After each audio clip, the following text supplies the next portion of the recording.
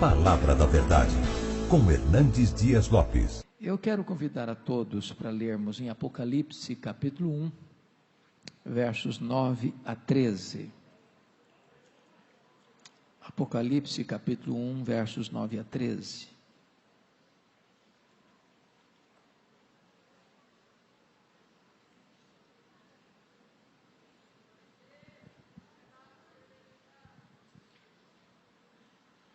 Esse texto diz o seguinte: Eu, João, irmão vosso,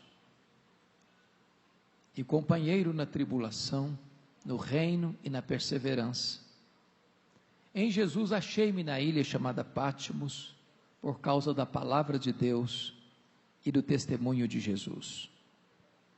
Achei-me em espírito no dia do Senhor, e ouvi por detrás de mim grande voz como de trombeta, dizendo: O que vês, escreve em livro e manda às 7 igrejas: Éfeso, Esmirna, Pérgamo, Tiatira, Sardes, Filadélfia e Laodiceia. Voltei-me para ver quem falava comigo, e voltado vi 7 candeeiros de ouro, e no meio dos candeeiros um semelhante a filho de homem. Agora capítulo 3, por favor, versos 14 a 22. Ao anjo da igreja em Laodiceia escreve: Estas coisas diz o Amém, a testemunha fiel e verdadeira, o princípio da criação de Deus. Conheça as suas obras, que nem és frio nem quente. Quem dera fosses frio ou quente. Assim, porque és morno, e nem és quente nem frio, estou a ponto de vomitar-te da minha boca. Pois dizes: estou rico e abastado, e não preciso de coisa alguma, e nem sabes que tu és infeliz, sim, miserável, pobre, cego e nu. Aconselho-te que de mim compres ouro refinado pelo fogo, a fim de te enriqueceres, vestiduras brancas para te vestires, a fim de que não seja manifesta a vergonha da tua nudez, e colírio para ungir os teus olhos, a fim de que vejas. Eu repreendo e disciplino a quantos amo. Sê, pois, zeloso e arrepende-te. Eis que estou à porta e bato. Se alguém ouvir a minha voz e abrir a porta, eu entrarei e cearei com ele e ele comigo. Ao vencedor dar-lhe-ei sentar-se comigo no meu trono, como eu venci e sentei com meu Pai no seu trono. Quem tem ouvidos, ouça o que o Espírito diz às igrejas. Amém. Os anos mais difíceis e mais amargos sobre a igreja primitiva haviam começado. Desde que Nero, aos 17 anos, no ano 54, assume o governo de Roma. Já estavam longe os anos de Júlio César, César Augusto, Tibério César, Calígula, Cláudio. Agora assume o governo um homem mau, perverso, sanguinário, depravado. Mandou matar sua própria mãe. Desde que Nero assumiu o governo, é que as nuvens escuras se formaram no horizonte, anunciando a chegada de uma grande tempestade sobre a igreja. 10 anos depois que ele assumiu o governo, precisamente no dia 17 de julho do ano 64, uma grande tragédia aconteceu no Império Romano.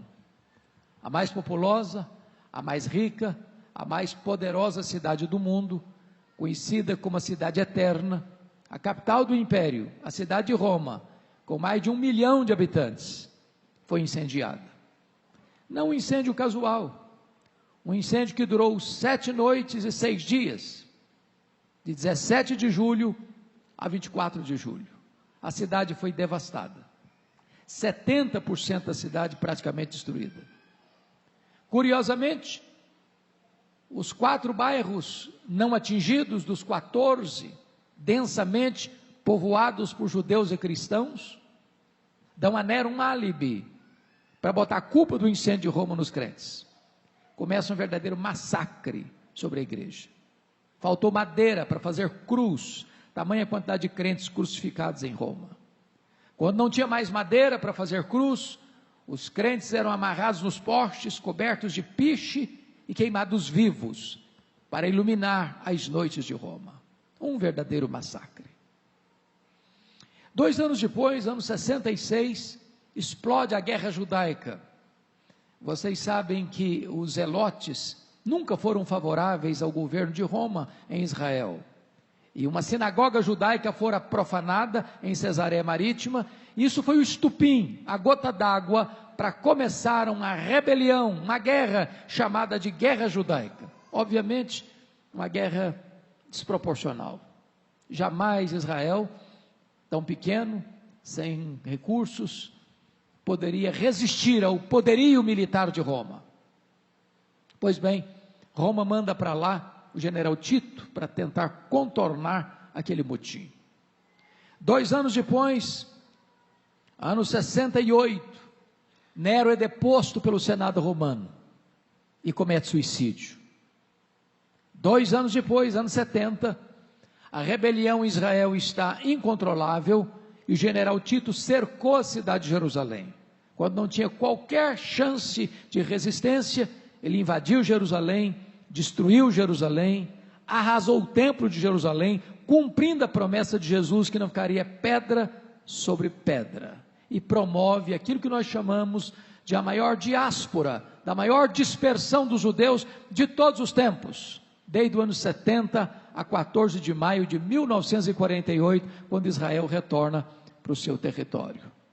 Nesse mesmo ano 70, o imperador Vespasiano inaugura o Coliseu Romano, o Anfiteatro da Morte, que numa festa de inauguração de 100 dias, mais de 10.000 crentes foram mortos com requinte de crueldade. Os crentes eram enrolados em peles de animais, jogados nas arenas, para os cães morderem, para os touros pisarem, para os leões esfaimados da Líbia devorarem. Um verdadeiro massacre. Ano 81, assume o governo de Roma Domiciano. Esse homem foi chamado de segundo Nero, ou Nero redivivo, por causa da maneira tão violenta com que perseguiu a igreja. Foi este o primeiro imperador na história a arrogar para si o título de Senhor e Deus, pois foi este imperador que deportou o apóstolo João, então pastor da igreja de Éfeso, capital da Ásia Menor, para esta ilha vulcânica do mar Egeu, uma espécie de colônia penal, onde ele deveria morrer na solidão em trabalhos forçados, embora já tão velho ele estava. Pois bem, amados irmãos, a intenção de Domiciano certamente era jogar uma pá de cal na igreja sofrida e calar a voz do último apóstolo do Senhor Jesus, uma vez que todos os outros apóstolos já estavam mortos, e todos eles mortos pelo viés do martírio. João era o último representante do grupo apostólico. Entretanto, quando João vai fazer a análise desses acontecimentos, ele não diz que foi mandado para lá por um decreto ou por uma ordem de Domiciano, mas ele relata no capítulo 1, versículo 9, que ele foi para lá por causa da palavra de Deus e do testemunho do Senhor Jesus.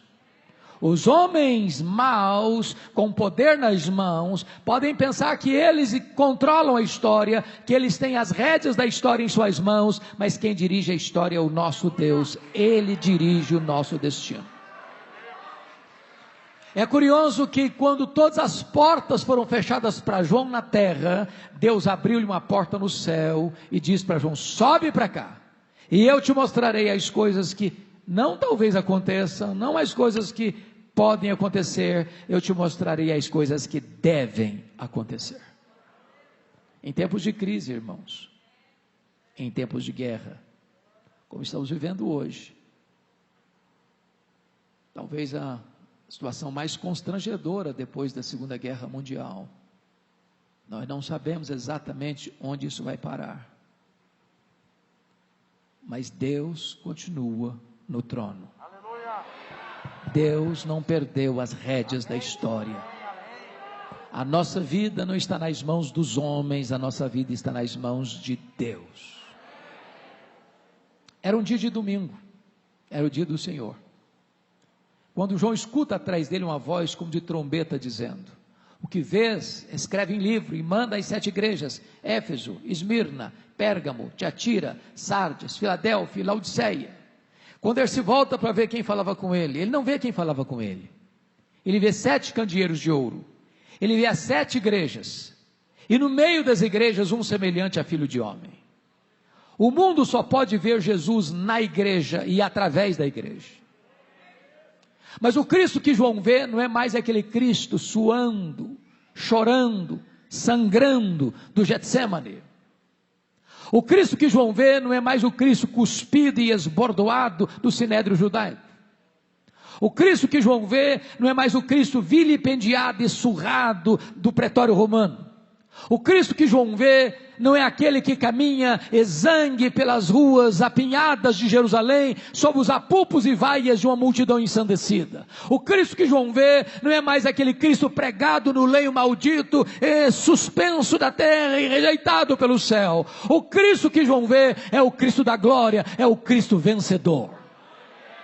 Seus cabelos são brancos como a neve, seus olhos são como chamas de fogo, suas mãos sustentam a igreja, seus pés são como bronze polido, a sua voz não está embargada pela sede, mas é como voz de muitas águas, o seu rosto não está mais desfigurado pela dor, mas brilha como o sol no seu fulgor. Quando João vê o Cristo da glória, ele cai como morto aos seus pés, e o Senhor põe a mão direita sobre ele e diz: não temas, João, não temas. Eu sou o primeiro e o último. Eis que eu estive morto, mas estou vivo pelos séculos dos séculos, e tenho as chaves da morte e do inferno. Nós não viemos aqui nesta manhã para adorar o Cristo que esteve vivo e está morto. Nós viemos aqui para adorar o Cristo que esteve morto e está vivo pelos séculos dos séculos, e ele tem as chaves da morte e do inferno. Chama a sua atenção para o capítulo 1, versículo 13. Porque João vê Jesus no meio das igrejas. Eu quero dizer para você que Jesus está aqui nesta manhã. E é porque Ele está aqui nesta manhã que você e eu viemos aqui nesta manhã. É porque Ele está aqui nesta manhã é que esta reunião se transforma num ambiente tão sagrado e tão sublime. Mas veja comigo o capítulo 2, versículo 1, porque João diz que ele não está apenas no meio das igrejas, ele está andando no meio das igrejas, e ele está andando no meio das igrejas, para sondar as igrejas, para exortar as igrejas, para corrigir as igrejas, para disciplinar as igrejas, para consolar as igrejas, para fazer promessas às igrejas. E eu quero dizer para você nesta manhã que Jesus está andando entre nós aqui. Andando entre nós. Ele nos conhece. Ele nos sonda. E Ele está aqui hoje para nos corrigir, para nos exortar, para nos ensinar, para nos consolar, para nos fazer promessas. E é curioso que na medida que Jesus vai andando no meio das igrejas, há um estribilho que se repete em todas as cartas. E o estribilho é este: eu conheço, eu conheço, eu conheço, eu conheço, eu conheço, eu conheço, eu conheço. Para 5 dessas igrejas, Jesus vai usar a mesma expressão. Preguei de Éfeso, de Tiatira, de Sardes, de Filadélfia, de Laodiceia. Ele vai usar a seguinte expressão: eu conheço as tuas obras. Aquilo que você fez, seu pai não viu, sua mãe não viu, sua mulher não viu, seu marido não viu, seus filhos não viram, seu pastor não viu, ele viu. Aquilo que você fechou a porta e apagou a luz para que ninguém veja ou para que ninguém visse, ele estava lá. Aquilo que você fez e escapou, achando que ninguém vai perceber, ele estava presente.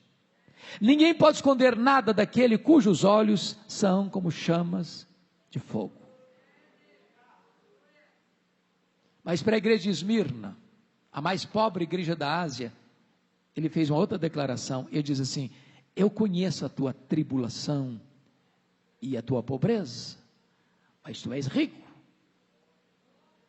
Eu quero dizer para você, meu irmão, minha irmã, que Jesus conhece a sua tribulação, a sua dor, as suas angústias, as suas noites indormidas, as suas madrugadas insones, as suas lágrimas copiosas, os dramas que machucam a sua vida.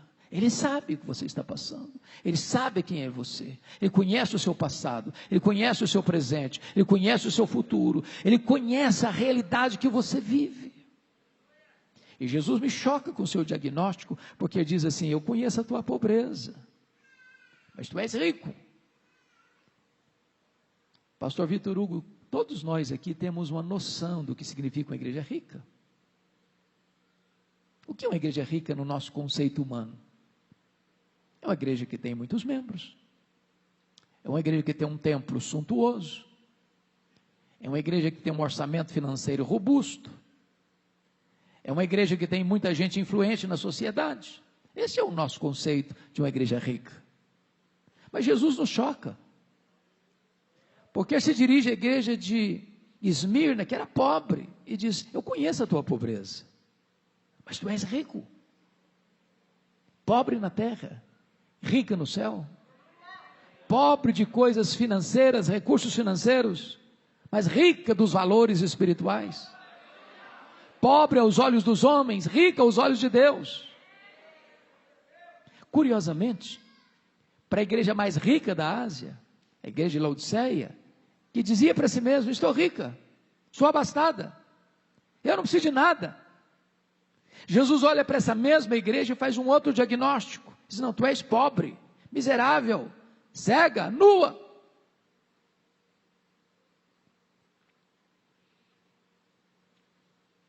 O que é muito importante para nós não é sermos ricos aos olhos dos homens, mas sermos ricos aos olhos de Deus. Mas para a igreja de Pérgamo, Jesus vai usar uma outra expressão. Ele vai dizer o seguinte: eu conheço o lugar onde tu habitas, onde está o trono de Satanás. Por que Jesus disse isso para Pérgamo? Para a igreja de Pérgamo? Eu gostaria de sugerir duas possibilidades. Vocês sabem que Pérgamo era a segunda maior cidade da Ásia Menor, só perdia para a capital, que era Éfeso.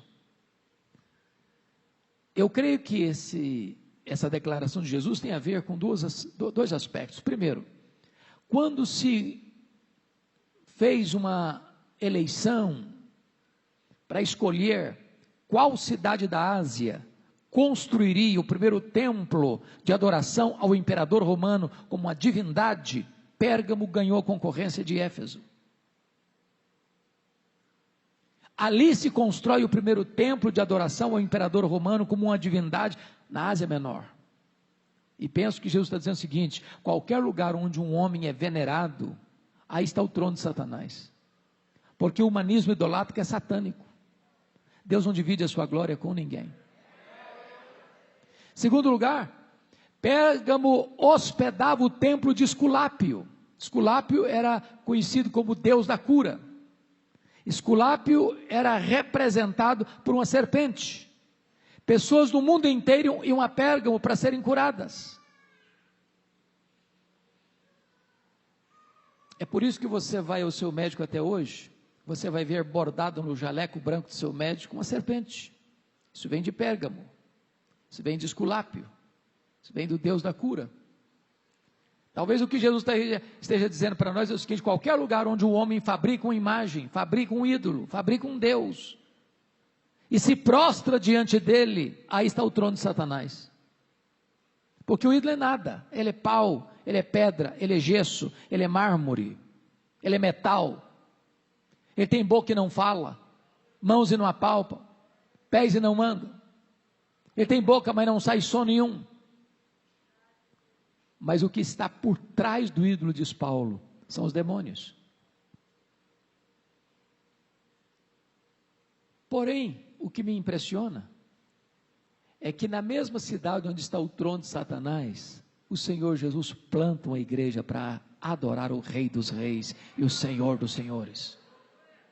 Jesus conhece a igreja, Jesus conhece a geografia da igreja, Jesus conhece o contexto da igreja. E ele está andando no meio das igrejas. E na medida que ele vai andando no meio das igrejas, ele tem elogios a fazer e ele tem censuras a fazer. Por exemplo, para 2 igrejas ele só tem elogios, não tem censura. Para quais igrejas? Para Esmirna, a mais pobre, para Filadélfia, a mais fraca. Ele diz: eu conheço as tuas obras, tu tens pouca força, mas eu coloquei diante de ti uma porta aberta, e a porta que eu abro, ninguém fecha, e a porta que eu fecho, ninguém abre. O que é importante para a igreja é ser fiel ao Deus Todo-Poderoso. Mas para 4 igrejas, meus irmãos, o Senhor Jesus faz elogios e faz censuras. Primeiro, ele elogia a igreja de Éfeso. A igreja de Éfeso era a igreja biblicamente saudável, não suportava os falsos apóstolos, odiava as obras dos nicolaítas.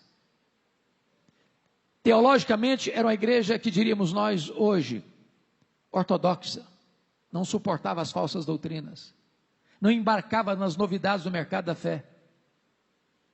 Com isso, Jesus está dizendo para nós que uma igreja, para agradá-lo, não pode negociar a verdade, não pode transigir com a verdade, não pode pregar uma mensagem palatável para agradar as pessoas. Mas Jesus diz para essa igreja assim: eu tenho uma coisa contra ti, é que tu abandonaste o teu primeiro amor. Em outras palavras, às vezes na própria defesa da verdade, a igreja pode transigir com a piedade, mantém a ortodoxia e perde o fervor, bota a vida cristã no piloto automático. Se for fazer um exame rigoroso, meticuloso da sua fé, das suas convicções, é uma igreja rigorosamente ortodoxa, mas está árida, mas está seca, já perdeu o fervor, já perdeu o entusiasmo, já não tem mais brilho nos olhos, o coração já não empolga mais com as coisas de Deus. Um pastor me ligou há poucos dias e me disse assim: pastor Hernandes, eu me tornei apenas um fabricante de sermão e nada mais, isso não mexe mais comigo, isso não arde mais no meu coração.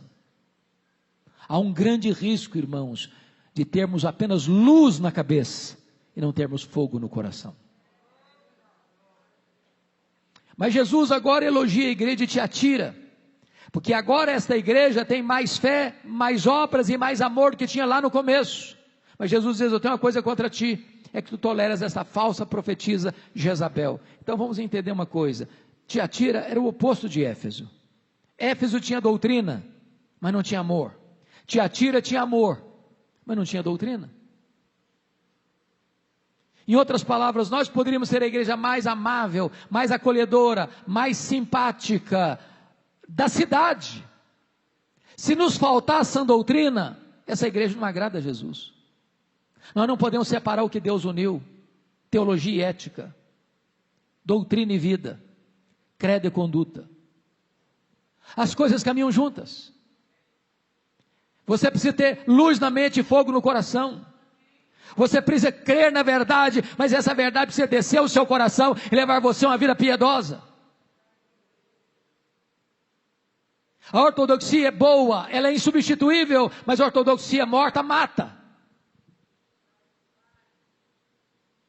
Há muitos crentes que são ortodoxos, mas estão áridos, estão secos como um deserto. O problema não é a ortodoxia, o problema é que abandonaram o primeiro amor. Mas olhem comigo a igreja de Pérgamo. Jesus elogia aquela igreja, porque a gente fiel ali, como seu líder Antipas, que foi martirizado.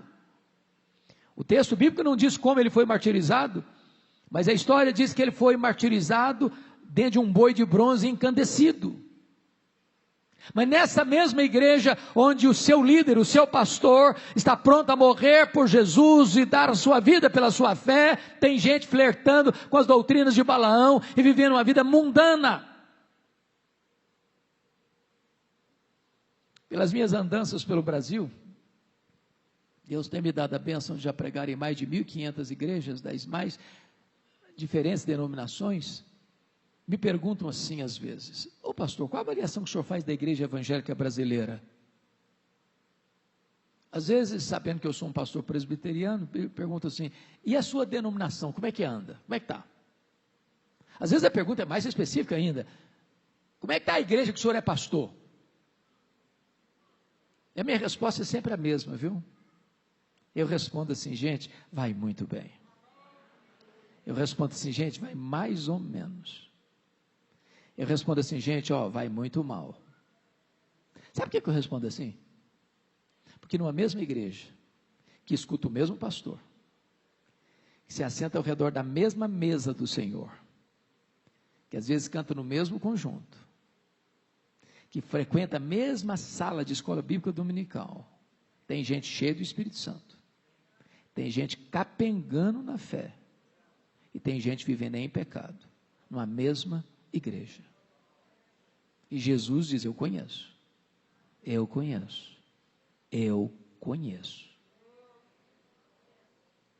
Jesus se dirige à igreja de Sardes. Aquela igreja tinha um nome na cidade. Tu tens nome de que vives, mas estás morta.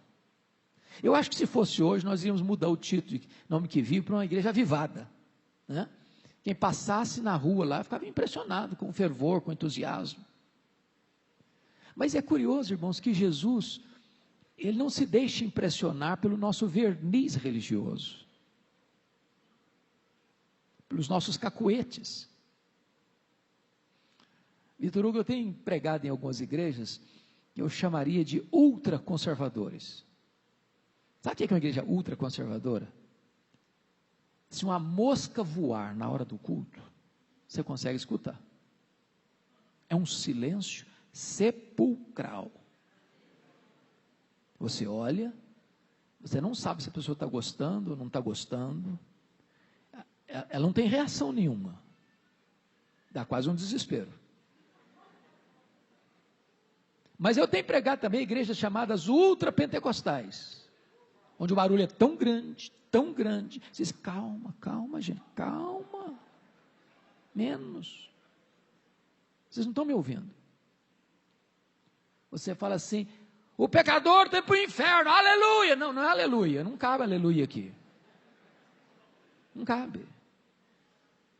Às vezes nós aprendemos clichês e os repetimos mecanicamente. Temos cacuetes, que aos olhos do espectador dizem, como espiritual essa pessoa? Não.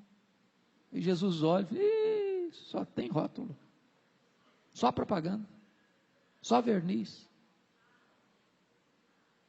Irmãos amados, Jesus conhece. E aí eu me impressiono com o diagnóstico de Jesus, porque a igreja que diz que é pobre, ele diz, não, você é rica. A igreja que diz que é rica, Jesus olha, não, você é pobre. A igreja que diz que é viva, Jesus olha, não, você está morta.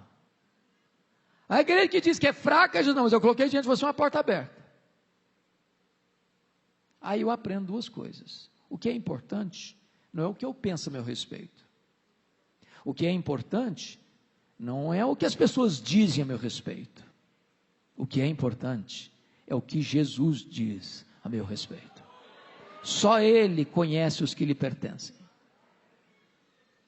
Pastor Hugo, por mais experiente no ministério, os demais pastores aqui presentes, têm suas ovelhas, amam suas ovelhas, mas eles, nem eu, nem ninguém de nós, é capaz de rigorosamente saber quem é do Senhor.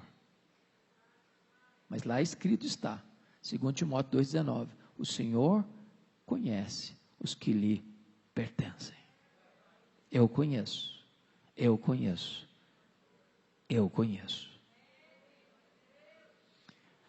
Mas é curioso, irmãos, que para uma igreja não tem nenhum elogio. E o que é mais curioso é que a única igreja que não recebeu nenhum elogio era a igreja que tinha a melhor autoavaliação. Eu acho que se fôssemos pegar, Renan, todos os quesitos de avaliação, ela ticava todos eles com nota máxima, 10, 10, 10, 10, 10, 10, 10. A igreja de Laodiceia se olhava no espelho, gostava do que via, estava bem na fita.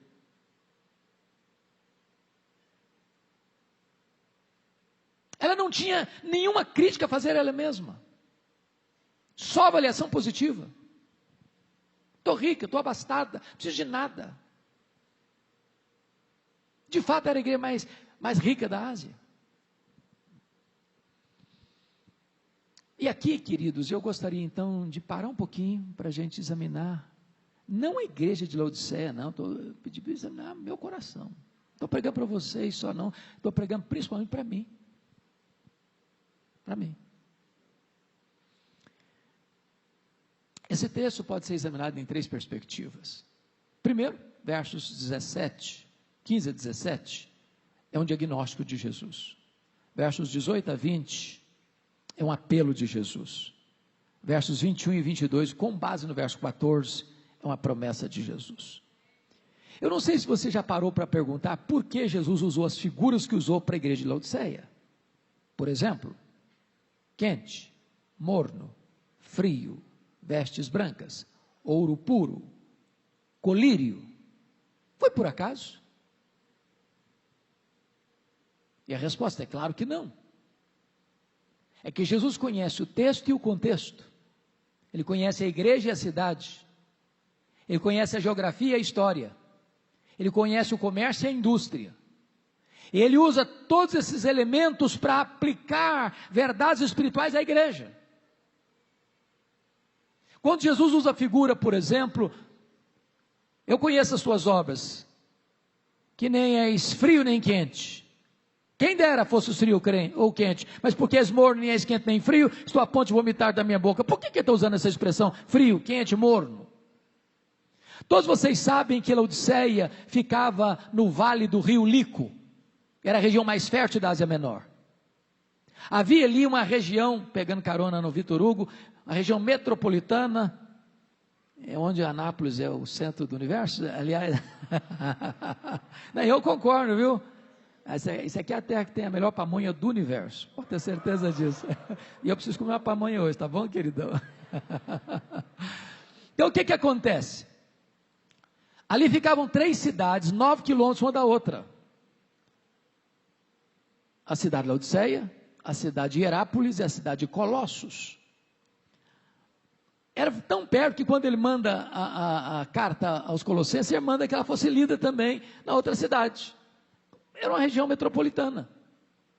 E Hierápolis era mundialmente conhecida pelas suas fontes de águas quentes. Lá tem uma montanha chamada Castelo de Algodão, uma rocha de montanhas calcária branca, de onde brota águas quentes, descendo em cascatas, formando piscinas naturais. Pessoas iam e ainda vão até hoje tomar banhos nas águas quentes terapêuticas de Hierápolis. Era a nossa Caldas Novas brasileira.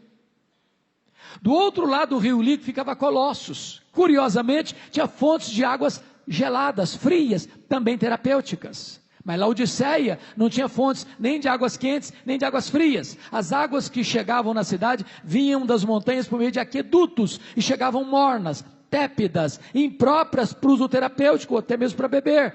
E Jesus pega esse gancho e diz o seguinte: quem dera tu fosses quente como as águas de Hierápolis, quem dera tu fosses fria como as águas de Colossos, mas porque tu és morna com as águas que chegam na cidade, eu estou a ponto de vomitar-te da minha boca.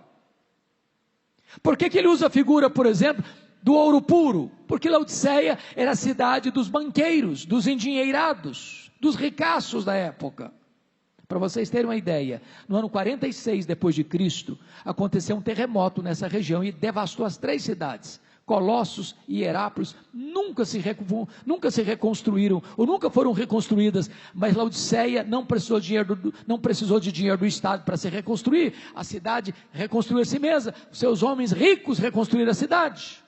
E Jesus está dizendo o seguinte: vocês se orgulham tanto do ouro que vocês têm, mas espiritualmente vocês estão pobres. Por que Jesus usou a figura das vestes brancas? Porque Laodiceia era o maior centro têxtil da Ásia Menor. Eram comuns as fábricas de roupas, a lã negra produzida lá era mundialmente famosa. Jesus está dizendo o seguinte: vocês se orgulham das suas fábricas de roupas, mas espiritualmente vocês estão nus. Por que que ele usa a figura do colírio para ungir os olhos? Porque Laodiceia era o maior centro oftalmológico da Ásia Menor. Havia um remédio quase milagroso na época lá, o pó frígio. Jesus está dizendo o seguinte: vocês se orgulham das suas clínicas de tratamento de olhos, mas espiritualmente vocês estão cegos. O que que Jesus está fazendo? Um diagnóstico. Mas pastor Vitor Hugo, o que mais me impressiona nesta carta não é o que Jesus vê, é o que Jesus não vê. Porque um bom exercício para você é pegar e dar uma lida nas 7 cartas numa sentada só. Você vai gastar nem meia hora. O que você vai descobrir? A igreja que só recebeu censura de Jesus não recebeu nenhuma censura de problemas doutrinários. Não tem falsos apóstolos, não tem falsos mestres, não tem falsos profetas, não tem doutrina de Nicolaíta, não tem doutrina de Jezabel, não tem nenhum problema doutrinário ameaçando a igreja. Diríamos nós hoje que Laodiceia era uma igreja ortodoxa, biblicamente irreparável. Mas essa igreja ortodoxa está provocando náuseas no Senhor Jesus. Leia as 7 cartas. E vocês não verão nenhuma denúncia de Jesus de problemas morais, como tinha em Pérgamo, como tinha em Tiatira, como tinha em Sardes. Não tem problema moral na igreja, não tem escândalo na igreja, não precisa aplicar disciplina eclesiástica na igreja. A igreja era saudável teologicamente e saudável moralmente. A igreja gozava de um bom conceito na cidade, e a igreja gozava de um bom conceito dentro dela, no espelho. Mas essa igreja ortodoxa e ética está provocando náuseas no Senhor Jesus. Leia as 7 cartas. E vocês não verão qualquer denúncia de Jesus de problemas financeiros. Tinha pobreza em Esmirna, tinha pobreza em Filadélfia. A igreja de Laodiceia era rica. Rica. Eu acho que os teólogos da prosperidade não fariam sucesso lá. Todo mundo já era rico. Mas essa igreja próspera financeiramente está provocando náuseas no Senhor Jesus. Leia as cartas. E vocês não verão qualquer sinal de perseguição política. Lá em Laodiceia tinha perseguição religiosa em Éfeso, tinha perseguição política em Pérgamo. A igreja de Laodiceia está em paz, em paz. No mundo em ebulição, ela está em paz. Ela é uma ilha de paz no mundo em convulsão. Era ortodoxa, era ética, era próspera e vivia em paz. Gozava de bom conceito na cidade e gozava de excelente conceito no espelho. Mas esta igreja está causando náuseas no Senhor Jesus. Então, uma pergunta é necessária: o que Jesus viu nessa igreja que tanto sofrimento trouxe para ele? E eu vou lhe dizer uma coisa: se eu morasse lá naquele tempo, e se você morasse lá, naquele tempo, sabe qual a igreja que você e eu iríamos procurar para sermos membros? Igreja de Laodiceia. Era a melhor igreja. Disparadamente a melhor igreja. Mas o que Jesus viu nessa igreja que o tanto fez sofrer? Porque náusea é pior que dor. É um desconforto. Se você fica em pé está ruim. Se você senta piora. Se você deita o mundo roda. É um desespero. O que Jesus viu nessa igreja, irmãos, foi uma coisa só: falta de fervor espiritual. E falta de fervor espiritual, irmãos, muitas vezes só Jesus consegue detectar. Eu tenho aprendido, pastor Vitor Hugo, que não tem a ver com estilo de culto. Tem gente que pensa que é o estilo de culto que determina o fervor espiritual. Você pode ter fervor espiritual numa pessoa que está lá sozinha, se derramando diante de Deus, não está nem falando direito, só está balbuciando como Ana, está derramando a alma. E você pode ter falta de fervor espiritual num acampamento onde os brados estão lá ecoando e espantando os inimigos, como está lá em 1 Samuel capítulo 4, onde a arca foi roubada, porque não havia santidade. Irmãos amados, eu não tenho dúvidas, rodando essa nação de ponta a ponta e falando em tantos lugares, o que falta na igreja evangélica brasileira é fervor espiritual, quebrantamento, choro pelo pecado, arrependimento verdadeiro, fome da palavra, sede de Deus, sede de oração, sede de avivamento, clamor aos céus. Muitas vezes a igreja evangélica brasileira deixou o cristocentrismo, como nós cantamos agora há pouco, Cristo é tudo para mim, Cristo é tudo para mim, para pregar uma outra mensagem antropocêntrica, é o homem no centro. Parece que Deus virou até um despachante celestial para atender a necessidade das pessoas. Precisamos de resgatar o fervor espiritual, precisamos clamar por um verdadeiro avivamento. Precisamos clamar aos céus, para que o céu se fenda, o Espírito Santo seja derramado, e a igreja receba um novo impulso da graça de Deus, para viver uma vida de piedade, de santidade, que vai impactar a família, que vai impactar o bairro, que vai impactar a cidade, que vai impactar o estado, que vai impactar a nação, que vai impactar o mundo. Precisamos desse fervor, queridos, precisamos desse fervor. Depois do diagnóstico, Jesus vai fazer um apelo, e no verso 18, ele começa assim: aconselho-te, que de mim compres ouro refinado pelo fogo, para te enriqueceres, vestiduras brancas para te vestires, a fim de que não seja manifesta a vergonha da tua nudez, e colírio para ungir os teus olhos, a fim de que vejas. Eu me impressiono com isso, porque Ele é o Senhor da igreja, Ele é o dono da igreja, Ele pode dar ordens à igreja, mas Ele se apresenta dando conselhos. Aconselho-te. E Ele se apresenta como um mascate, como um vendedor ambulante. Ele tem um produto para vender, e o produto é essencial, e o preço é de graça. Aconselho-te que de mim compres, que de mim compres, que de mim compres, que de mim compres. Sabe o que Jesus está nos ensinando aqui? É o segredo para restaurarmos o fervor espiritual.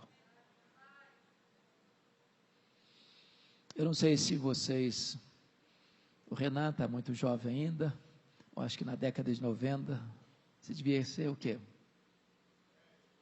10, 12 anos.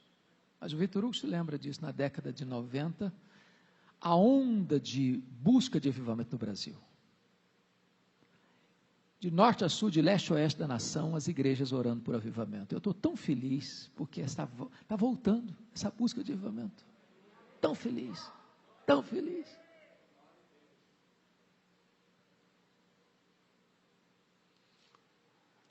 E sabe, irmãos,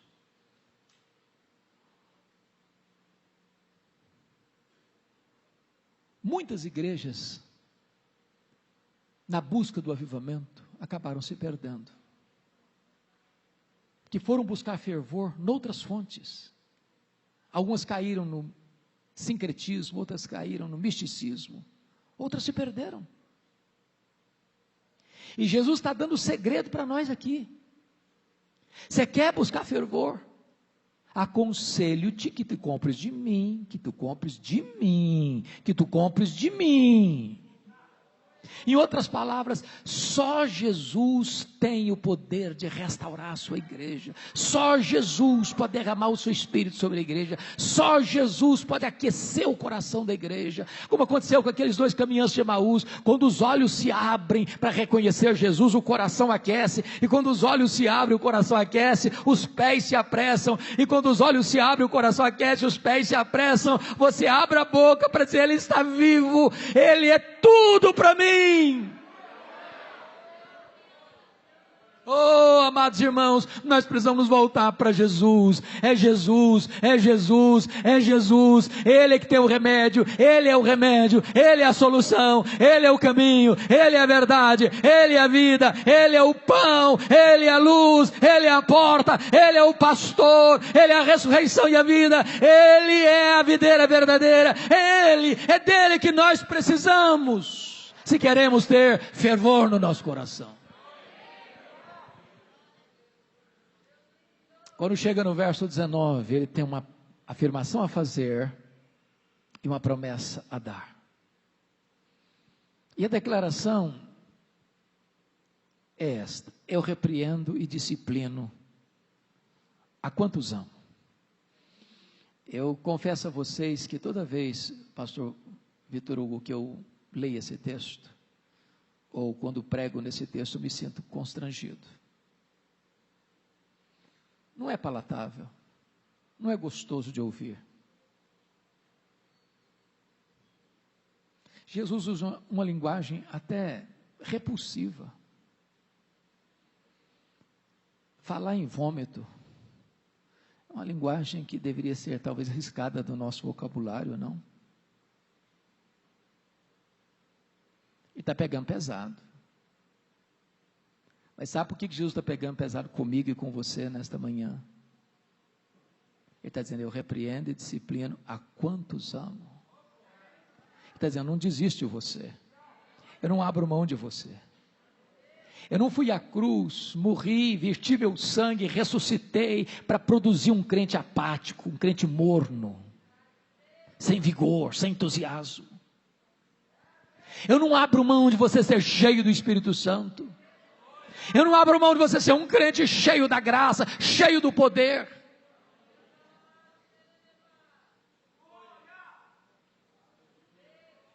E agora ele tem uma ordem a dar para você e para mim. Sê, pois, zeloso e arrepende-te.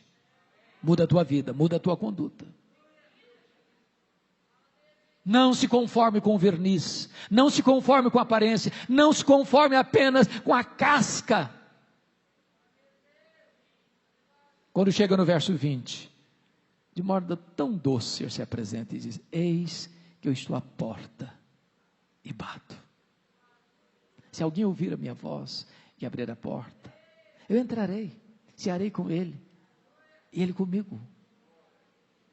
Sabe o que me deixa impressionado na igreja de Laodiceia? Ela fazia tudo por meio dela e para ela. Ela era um fim em si mesma. E esse risco pode acontecer comigo, com você. Da gente cantar porque gosta de cantar. Da gente pregar porque gosta de pregar. Da gente ofertar porque gosta de ofertar. Da gente celebrar porque gosta de celebrar. E de repente a igreja se basta. Tudo acontece por ela, para ela, por meio dela. E o que mais me choca é que esta igreja que olha no espelho e canta quão grande és tu diante do espelho, nem percebeu que ela fazia tudo por meio dela e para ela, e Jesus estava do lado de fora, querendo entrar. E Jesus disse, eu estou à porta, insistentemente, estou à porta e bato. Se você abrir, eu vou entrar. A porta só tem maçaneta do lado de dentro. Agora, que Jesus queira cear conosco é um milagre, mas que Ele nos convide a cear com Ele é um milagre, mas que Ele queira cear conosco é graça. E a única maneira do meu e do seu coração se aquecer é nos assentarmos intimamente à mesa com Jesus. É conhecê-lo, é desfrutar da intimidade dele. Não é apenas religiosismo, não é apenas uma bandeira denominacional, não é apenas um zelo por esta ou por aquela corrente teológica. É o amor por Jesus, é o coração aquecido pela beleza de Jesus, pela glória de Jesus, o coração se derreter na presença de Jesus. E quando isso acontece, irmãos, Ele está à mesa conosco, e nós estamos à mesa com Ele, o deleite, o prazer. Nós estamos vivendo uma sociedade que corre atrás do prazer, da felicidade, e não está errado não, a busca da felicidade é legítima, Dr. John Piper diz, é legítima. O problema da nossa sociedade é que ela está se contentando com um prazer pequeno demais, com a felicidade terrena demais, quando Deus nos criou e nos salvou para a maior de todas as felicidades, a felicidade de amá-lo, de conhecê-lo, de fruí-lo, de glorificá-lo, de estar na presença dEle, de desfrutar da glória dEle, de nos assentarmos à mesa com Ele.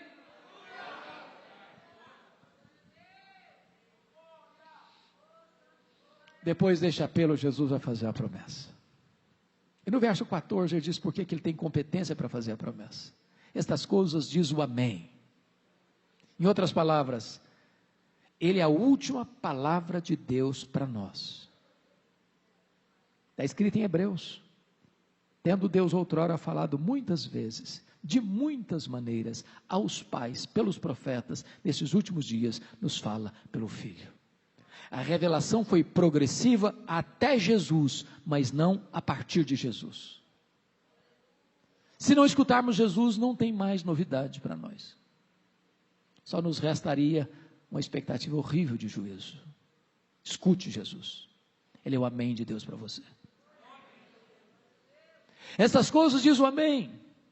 A testemunha fiel e verdadeira, porque o que ele fala, ele cumpre, e o que ele faz, ninguém pode impedir sua mão de fazê-lo. Ele é o princípio da criação de Deus, no sentido de que ele é o agente da criação de Deus. Se ele do nada criou o universo, ele é poderoso para restaurar o fervor espiritual no seu coração.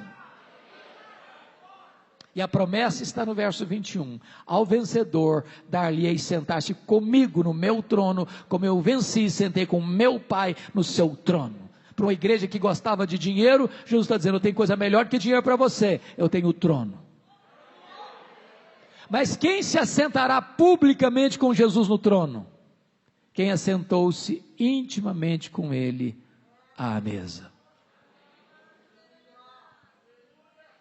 E o texto termina assim: quem tem ouvidos, ouça o que o Espírito diz às igrejas. Em 2011 eu fui visitar essas 7 igrejas, e eu confesso que em vários momentos não contive as lágrimas, porque estas 7 igrejas estão literalmente mortas, todas elas, pedras reviradas, escombros, uma vaga lembrança de uma igreja que viveu no passado. No lugar onde estavam essas igrejas, hoje, não tem sequer 1% de crentes. Agora, sabem por que essas igrejas morreram?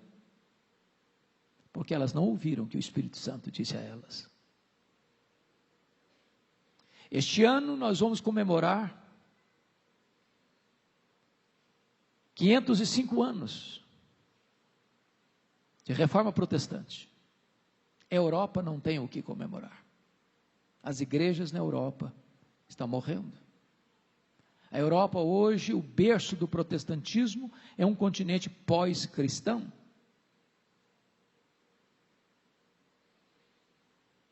Na Holanda, de 1960 para cá, os templos estão lá, mas vazios. Até 1960 as pessoas frequentavam a igreja. De lá para cá, de vez em quando uma palestra social, de vez em quando uma apresentação musical, os templos estão vazios. Fui à Escócia, berço do protestantismo presbiteriano, terra de John Knox, o homem que chorava e dizia, dá-me a Escócia para Jesus, senão eu morro. Quando nós entramos em Edimburgo, nos mais belos templos, perto do castelo, torre empinada aos céus, eu entrei, não tinha púlpito, não tinha bancos, o templo era um bar. Você vai para a Inglaterra dos grandes avivamentos, John Wesley, George Whitefield, John Charles Ryle, Charles Haddon Spurgeon, William Carey, William Wilberforce, Mark Lloyd Jones, John Stott. Hoje a Inglaterra é o país de Richard Dawkins, o patrono dos ateus. Menos de 4% dos ingleses frequentam a igreja hoje. Por que as igrejas estão morrendo na Europa, irmãos? Templos sendo vendidos para museus, para boates, para bares, para mesquitas muçulmanas. Porque elas não ouviram o que o Espírito Santo disse a elas. Você vai para a América do Norte, Estados Unidos, Canadá, e você vai ver as chamadas dead churches, igrejas mortas. Todas as denominações históricas, todas, estão perdendo milhares e milhares de membros todos os anos. Os seminários que formaram teólogos, missionários, pastores, que foram para o mundo todo, hoje tomados de assalto pelos liberais, ensinam a morte. igrejas desidratando. Há 3 anos eu estava pregando numa conferência, lá nos Estados Unidos, e terminada aquela conferência, eu fui pregar numa igreja Assembleia de Deus. O percurso do hotel à igreja era meia hora de carro. O pastor me mostrou, Vitor Hugo, 11 templos vazios que estavam sendo vendidos nesse breve percurso. Não tinha mais gente para frequentar. Sabe por que as igrejas estão morrendo na América, irmãos? Porque elas não estão ouvindo o que o Espírito Santo diz a elas. Agora olha para o Brasil. Nós temos hoje aqui no Brasil denominações inteiras que já se sucumbiram ao liberalismo. Nós temos seminários aqui no Brasil hoje que não acreditam mais que a Bíblia é a palavra de Deus. E vou lhes dizer algo muito solene. Uma igreja que subscreve o liberalismo, no mesmo dia, ela assina o seu atestado de óbito. Não tem anticorpos. No dia que a igreja deixar de crer que esse livro é a palavra de Deus, ela não tem mais o que pregar. No dia que ela achar que esse livro aqui precisa ser julgado pela cultura, não é a cultura que julga a Bíblia, não, esse livro está desatualizado, porque esse livro foi lá para aquele tempo, o mundo mudou, a cultura mudou, a sociedade mudou, o pensamento mudou, a cosmovisão mudou, então a Bíblia precisa se curvar, se ficar de cócoras diante da cultura, não tem mais o que pregar. Olha o Brasil, irmãos. Há poucos dias um pastor me ligou e disse assim: pastor Hernandes, a minha denominação não batizou um crente por igreja por ano em média.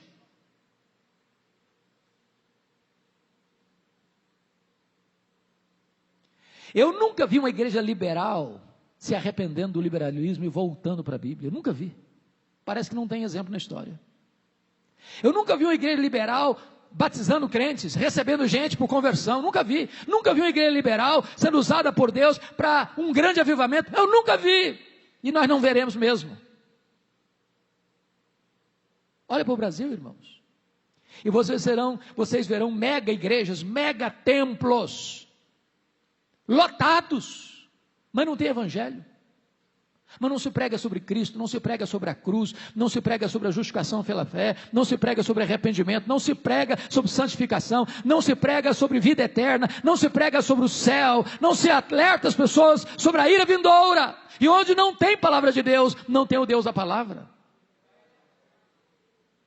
Olha para o Brasil, irmãos, e vocês verão denominações que mantêm a ortodoxia, igrejas que mantêm a sã doutrina, mas perderam o fervor, perderam o entusiasmo, não tem mais brilho nos olhos, não tem mais fogo no coração. E eu quero concluir dizendo uma coisa muito solene aqui para nós. Aquela geração que saiu do Egito, 600 mil homens, mais mulheres e crianças, estimadamente 2 milhões de pessoas, ou mais. Toda aquela geração, exceto 2 pessoas, morreram no deserto. E Hebreus diz que por incredulidade, o deserto se transformou no maior cemitério da história.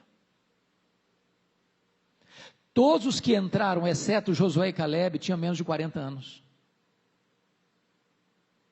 E aí diz a Bíblia que a geração que nasceu na terra prometida, terceira geração, não conhecia Deus mais. Ô irmãos, eu não sei se isso mexe com vocês. Mas nós precisamos clamar em nome de Jesus. Numa cultura que tenta impor a ditadura do relativismo, numa cultura onde os valores cristãos estão sendo minados de todas as formas, numa cultura onde a religião cristã está sendo perseguida mundo afora, nós precisamos clamar aos céus, para que a gente passe o bastão para os nossos filhos, para os nossos netos, para que as futuras gerações sejam mais crentes do que a nossa geração. Que bênção é esse encontro aqui, pastor? Que bênção é nesse tempo as igrejas se reunirem para buscar o Senhor. De você ver jovem, de você ver adolescente, de você ver criança, de você ver pai, de você ver avô, você ver mãe, você ver avó, todos reunidos buscando a Deus.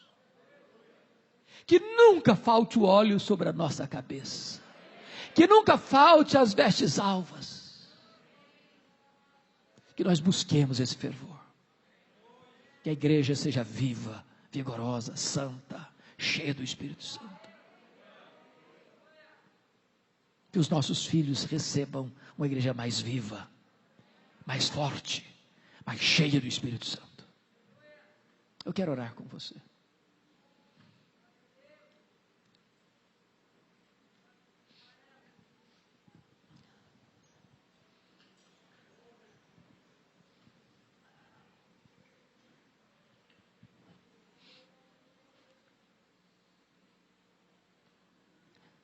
Senhor Deus, Tu estás neste lugar, o nosso amado Redentor, o Rei da Glória, aquele que venceu a morte, desbaratou os principados e potestades na cruz, aquele que está no trono e voltará, e colocará todos os seus inimigos debaixo dos seus pés, aquele que é o cabeça da igreja, o dono da igreja, o edificador e protetor da igreja. Tu estás aqui, e o que nós te pedimos, Deus, é: não nos permita jamais nos acomodar, não permita jamais que coloquemos um verniz em cima de um madeiramento apodrecido. Não permita jamais que a nossa vida seja uma propaganda enganosa. Por amor do Teu nome, reaviva o nosso coração. Reaviva o nosso coração. Não queremos trazer náuseas a Ti, Jesus. Tem misericórdia de nós. Perdoa-nos. Limpa-nos, lava-nos, quebranta-nos, vivifica-nos. Por amor do Teu nome, Senhor, sopra sobre nós o Teu sopro nesta manhã. Remove as cinzas, Senhor, acende as brasas, inflama a nossa alma. Que o melhor daquilo que já vivemos até hoje, meu Deus, sejam medidas mínimas do que hás de fazer em nós, por nós e através de nós daqui para frente. Nós não queremos apenas ouvir do que Tu fizeste no passado, coisas grandes, portentosas, grandes avivamentos espirituais. Faz de novo, Senhor, faz de novo no nosso tempo, na nossa geração, por amor do Teu nome. Restaura a nossa sorte. Levanta a Tua igreja, Senhor, na força e no poder do Espírito, para que ela possa ser um farol a brilhar, para que ela seja ousada no testemunho, para que ela jamais se curve diante da perseguição ou da sedução deste mundo, mas para que ela seja uma igreja santa, viva, operosa, para o louvor da Tua glória. Bendito é o Teu nome, Senhor. Bendito é o Teu nome. Nós Te adoramos, em nome de Jesus. Aleluia. Amém.